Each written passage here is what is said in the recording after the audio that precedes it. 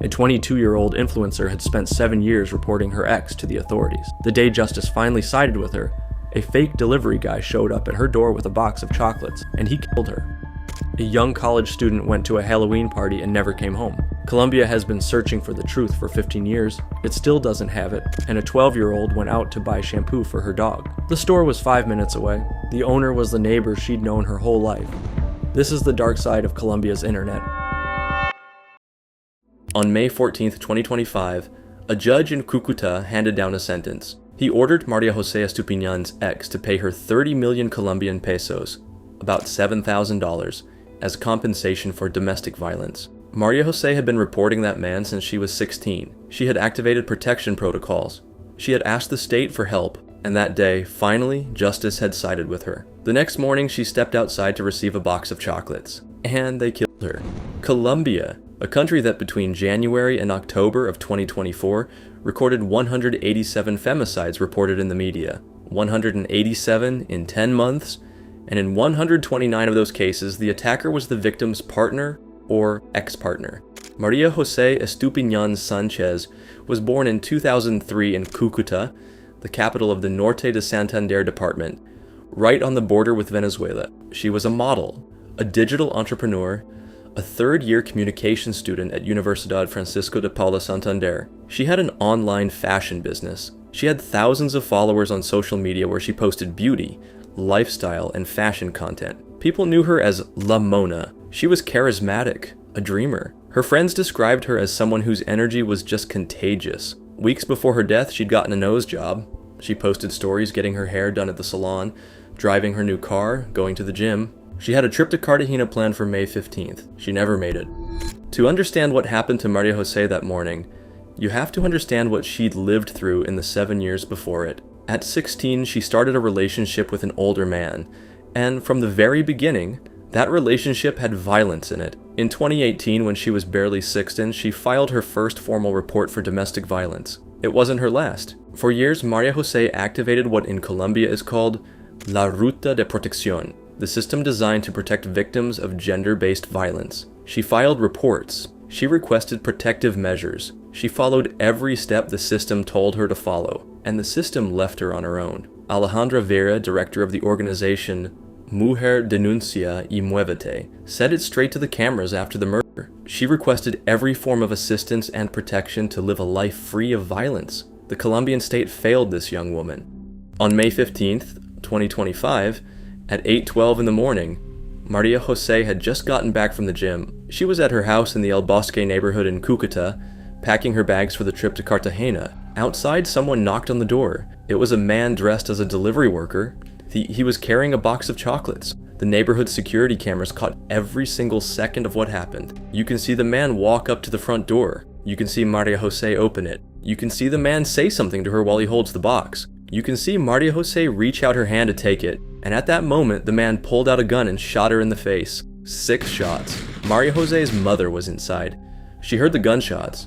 She came running out. And what she found when she opened that door is something no mother should ever have to see. Her scream, desperate, gut-wrenching, was recorded by the security cameras along with the video of the attack. That audio spread across all of Colombia and most of Latin America in the hours that followed. Millions of people heard it, and most of them couldn't make it to the end. The security camera footage went viral within hours. Not because people wanted to see something horrible, but because Colombia needed to understand what had happened. Because 2 days earlier, on May 13th, 2025, Mexican influencer Valeria Marquez had been killed in an almost identical way. A man dressed as a delivery worker walked into her beauty salon while she was doing a TikTok live and shot her. Same method, same disguise, same gift as a pretext, different country, different victim, same logic.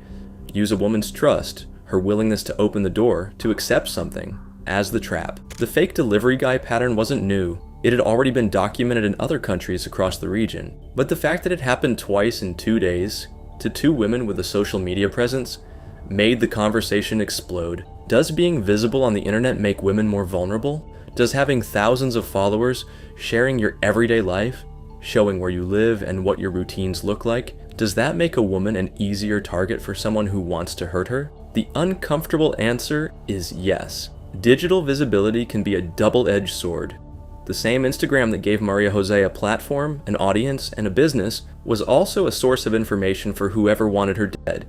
Her routine, her address, her schedule, her face. Authorities opened the investigation under femicide protocol. The main suspect, though at the time this video was recorded he had not been formally charged, was her ex-partner, the same man she had reported when she was 16, the same one she had just won the compensation ruling against the day before her death. Colonel Leonardo Capaccio, commander of the Cucuta Metropolitan Police, confirmed that the main line of investigation pointed to the ex.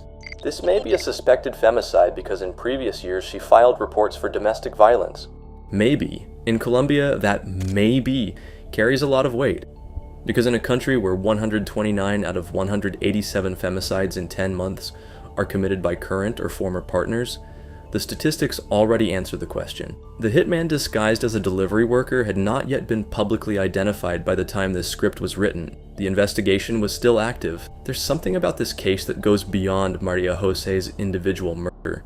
Even though Maria Jose's individual murder is already devastating enough on its own, it's the complete chain of failures. At 16, she filed a report. Not enough happened. At 22, she won a court ruling. The next day, they killed her. The system told her to file the reports. She filed them. The system told her to activate the protection protocol. She activated it. The system told her to trust the legal process. She trusted it. And the day the legal process finally sided with her, the day a judge said, "Yes, they hurt you. You deserve compensation," someone decided that couldn't be allowed to stand. Maria Jose Estupiñán was 22 years old.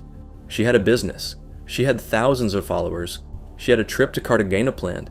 She had an entire life she had built in spite of the years of violence she had endured. And on the morning of May 15th, 2025, she opened her front door believing someone had brought her a gift. Our next case also starts with a night that should have been just another normal night. It also involves a young person with their whole life ahead of them. It also involves a system that didn't do enough. But this case is different because for over 10 years it was social media, not the justice system. That was the only space where Colombia kept searching for the truth. I'm talking about Luis Colmenares. In the previous case, we talked about a system that failed a woman for 7 years. That hurt her, gave her forms to fill out, let her follow the process, and by the day that process finally sided with her, it was already too late. Our next case is also about a system that failed, but this time the failure wasn't about protection. It was about truth. It was about justice. It was about an entire country's inability to answer a question that has gone unanswered for 15 years. What really happened to Luis Colmenares? October 31st, 2010, Bogotá, Colombia. It's Halloween. La Zona Rosa, the club and bar district in northern Bogotá, is packed. Thousands of young people in costumes celebrating. Just another night in a city that knows how to party. Luis Colmenares was 20 years old. He was studying economics and industrial engineering at Universidad de los Andes, one of the most prestigious universities in the country. He was from Villanueva, La Guajira. He had come to Bogotá to study. He was sharp, organized, analytical. That night he showed up to the club dressed as a devil. At 2:45 in the morning, someone saw him for the last time inside the party. He never came home. In the early hours of November 1st, 2010, Luis Colmenares' body was found in Caño El Virrey, a water canal that runs through Parque El Virrey in northern Bogotá, just a few blocks from where he had been celebrating. The police's initial take was simple: accident. Young guy at a Halloween party, probably drunk, fell into the canal. It happens. No reason to suspect anything else. His parents, Oneida Estupiñán and Alonso Colmenares, didn't buy it. From the very beginning, they felt something didn't add up, that the accounts from the friends who were with him that night didn't match, that the bruises on their son's body weren't consistent with an accidental fall, that there were too many details that just didn't fit. They went to the Fiscalía. They asked for the case to be reopened.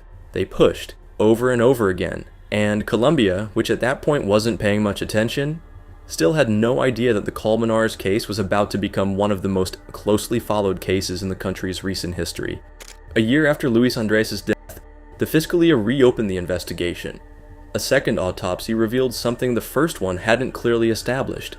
Luis Andrés had bruises on his body that were not consistent with falling into the canal. Some of those bruises could have happened before he entered the water. That changed everything.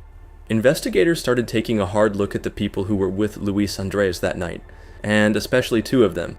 Laura Moreno, who was in a romantic relationship with Luis Andrés at the time, and Jesse Quintero, Laura's best friend. and Carlos Cardenas, Laura's ex-boyfriend, who was also in the area that night. What came to light during the investigation was a love triangle story full of jealousy and tension that Colombia followed in real time for years. Luis Andres and Laura Moreno had had a complicated relationship. In his notebook found during the investigation, Luis Andres had written something before heading out to the Halloween party that said everything about where his head was at that night. Like the good economics student he was, he had done a SWOT analysis, strengths, weaknesses, opportunities, and threats on whether or not to go to the party with Laura. Under the pros of going separately, he wrote, "Less pressure for both of us. Avoid comments about the relationship. More freedom." He was a 20-year-old kid navigating the awkwardness of being in the same place as his ex, and he was processing it using the methodology they taught him at college. That was the last thing he ever wrote in that notebook. The Fiscalia built a theory that there had been a fight that night, that Carlos Cardenas, Laura's ex, who supposedly still had feelings for her, confronted Luis Andres. That during that fight, Luis Andres received the bruises found on his body, and that Laura and Jesse, who witnessed what happened, lied to protect Carlos. Carlos Cardenas was detained in 2012, but his alibi, verified by his phone's geolocation, showed he wasn't at the scene when Colmenares disappeared. He was acquitted in 2014. Laura Moreno and Jesse Quintero were prosecuted for homicide and false testimony. The process was long, heavily covered by the media, and constantly interrupted by new revelations, contradictory testimonies, and side scandals. 3 witnesses were convicted of false testimony during the proceedings, which confirmed that someone had lied. But it never became clear who or exactly about what. In 2017, after 7 years of legal proceedings, Laura Moreno and Jesse Quintero were acquitted of the homicide charges due to lack of conclusive evidence. The Colmenares family did not accept the acquittal. They kept fighting. In 2024, the Supreme Court admitted a casación, a legal appeal that allows a ruling to be reviewed, against Laura and Jesse's acquittal. Colombia started talking about the case again, and in April 2026, 15 and a half years after Luis Andres' death, the Supreme Court of Justice confirmed the final acquittal of both women. It was not possible to prove that Moreno and Quintero were accomplices in a homicide, the court said. In fact, it has not been possible to conclusively establish that Colmenares' death was even a murder. 15 years, and the official answer is, we don't know. But there's something that makes the Colmenares case a specific part of this series about the internet. Because Colombia followed this case on social media in a way that had never happened before in the country. Starting in 2011, when Luis Andres' parents began pushing publicly, social media became the case's second courtroom. Facebook forums where anonymous users broke down every detail of the proceedings. WhatsApp groups where theories circulated, along with alternative accounts and testimonies from people who claimed to have seen something that night. Hashtags that trended every time there was a new development in the trial. The Colmenares family used social media deliberately to keep the case alive, to put pressure on the Fiscalia, to make sure Colombia didn't forget about Luis Andres. And it worked. For 15 years, every Halloween, the Colmenares case came back up in Colombia. But social media also did damage. Laura Moreno and Jesse Quintero were convicted by public opinion long before any judge said a word. Their photos, their profiles, their life stories circulated in forums where thousands of people, with no access to the full evidence, no legal background, no knowledge of all the facts, declared them guilty with a certainty that no court was ever able to uphold. Laura Moreno ended up disappearing from social media entirely. She got married in 2019 in Villa de Leyva, and photos from her wedding spread across Colombia as if they were evidence of something, as if the fact that she still had a life going on was somehow an offense. Jesse Quintero, according to reports, lives abroad. Nobody knows exactly where. 2 women who were acquitted by the justice system, living in hiding from public scrutiny 15 years after a Halloween night. What really happened to Luis Andres Colmenares? Nobody knows. Or at least, nobody who knows has told the whole truth. The possibilities are still the same ones as in 2011. Accident, he fell into the canal, drunk, in the darkness of the early morning. Fight, someone hit him and that contributed to his death or directly caused it. Cover up, there were witnesses who saw something and decided not to say it, which would explain the false testimony convictions. The Supreme Court said there wasn't enough evidence to convict anyone, but Alonso Colmenares, Luis Andres' father, still believes that someone knows the truth, that someone that night saw what happened, and that that person decided, for whatever reason, not to talk. Luis Andres Colmenares was 20 years old. He studied at the most prestigious university in Colombia. He came to Bogota from La Guajira with an entire life ahead of him. He went to a Halloween party, and Colombia has spent 15 years not knowing how he died. Our last case today also involves someone young. It also involves someone who trusted the wrong person. But this case has something the others don't: a conviction, an identified perpetrator, and a debate that Colombia still hasn't fully worked through about how to protect the most vulnerable from danger that comes through a screen. I'm talking about Sophia Delgado. In the previous case, we talked about 15 years without answers, about a justice system that closed Luis Colmenares' case without being able to tell his family what really happened that Halloween night. Our last case today is different in almost every way. There is an identified perpetrator, there is a confession, there is a conviction, but what makes this case so devastating isn't the lack of answers. It's that the answers that did come reveal something Colombia didn't want to see. That danger doesn't always come from a stranger. Sometimes it comes from the neighbor, from the man who runs the corner store, from the adult you've known your whole life who one day decides that your daughter is a target. This is the story of Sophia Delgado. Villa Gorgona is a small township in the municipality of Candelaria, in Valle del Cauca, the kind of place where everyone knows everyone, where kids run errands on their own because the neighborhood is the neighborhood, familiar, known, safe, or at least that's how it felt. Sophia Delgado was 12. She was the kind of girl who lights up any room she walks into, according to everyone who knew her. She loved her pets. She lived close to her grandmother's house. She had her whole life ahead of her. On September 29th, 2024, she left her aunt's house to run a simple errand. She needed shampoo for her dog. The store was a 5-minute walk away.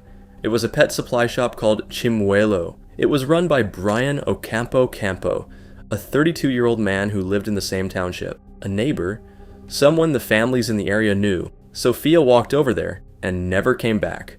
The first hours after her disappearance were a desperate search. The family went through the whole neighborhood. They asked at every house. They went to the police. Nobody had seen her after she walked into the Chimuelo store. Brian Campo was one of the first people to be questioned, and he denied everything. He said Sophia had been at his store, that she had bought what she needed, and that she had left, that he didn't know anything else. His partner, Evelyn Rodas, also denied any connection to the disappearance. But the area's security cameras told a different story. The investigation moved forward, and as investigators built up evidence, Campo's version of events started to fall apart. In October 2024, 3 weeks after Sophia's disappearance, Brian Campo was arrested, and he confessed, not just to kidnapping her, he confessed to killing her, and he led authorities to where the body was. What came to light during the investigation was something Colombia processed with a mix of horror and outrage that you rarely see sustained for that long. Brian Campo was not a stranger to Sophia, he was the neighbor, the guy from the pet store, someone whose shop the neighborhood kids came to all the time precisely because he sold animal stuff, food, accessories, shampoo. And according to what the investigation determined, Campo had previously been in contact with Sophia through social media. He had built a digital closeness with her. He had used that proximity, the familiarity of the known neighbor, reinforced by online contact, to earn her trust.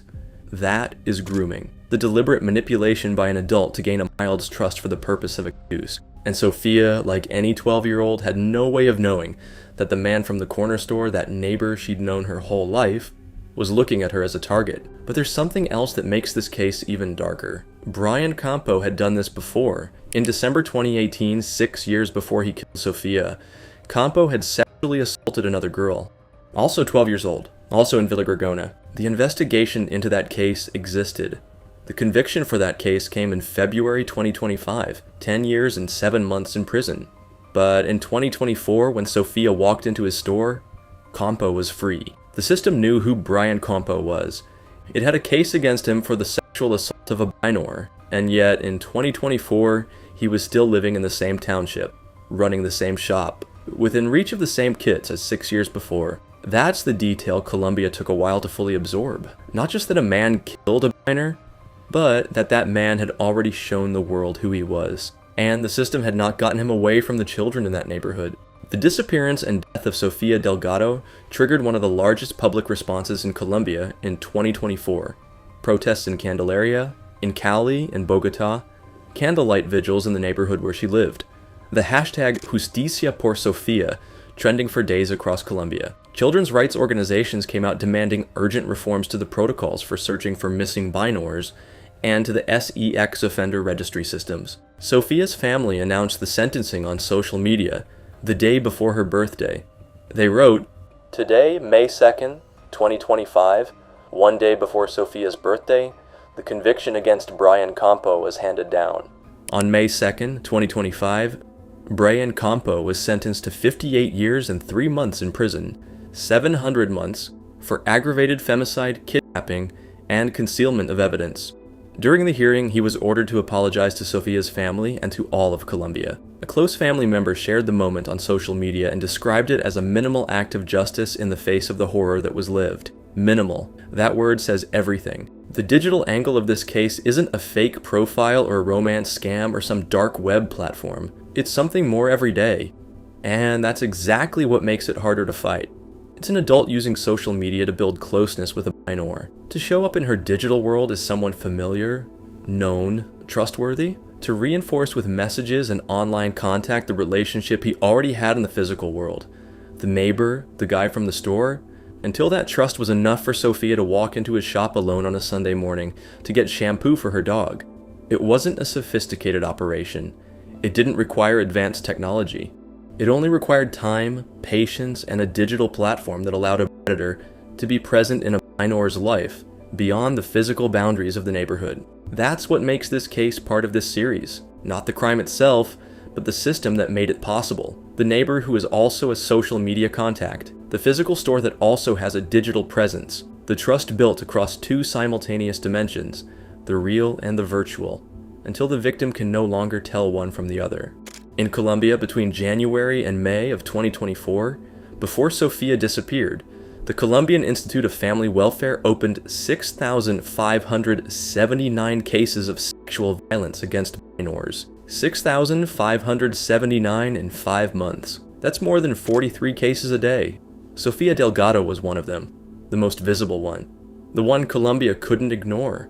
The one that filled public squares and generated hashtags and forced politicians to speak. But the other 6,578 from those 5 months existed too, with their own little girls, with their own neighbors, with their own systems that failed before anyone could do anything. Sophia was 12. She went out to get shampoo for her dog.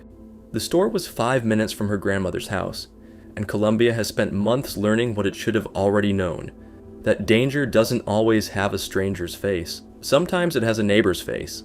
Sometimes it has a store on the corner. Sometimes it messages you on social media. And sometimes a little girl walks in without a second thought because she's known that man her whole life. That was Colombia. 3 cases. 3 different ways the digital world amplified, exposed, or enabled the worst side of people. An influencer who had spent 7 years reporting her accuser and was murdered the day after winning her legal battle. A young college student whose death Colombia followed for 15 years on social media without anyone ever being able to answer what really happened that night. And a 12-year-old whose neighbor used social media to earn her trust before she ever walked into his store. Which country should I cover in my next video? I'll be checking out your suggestions.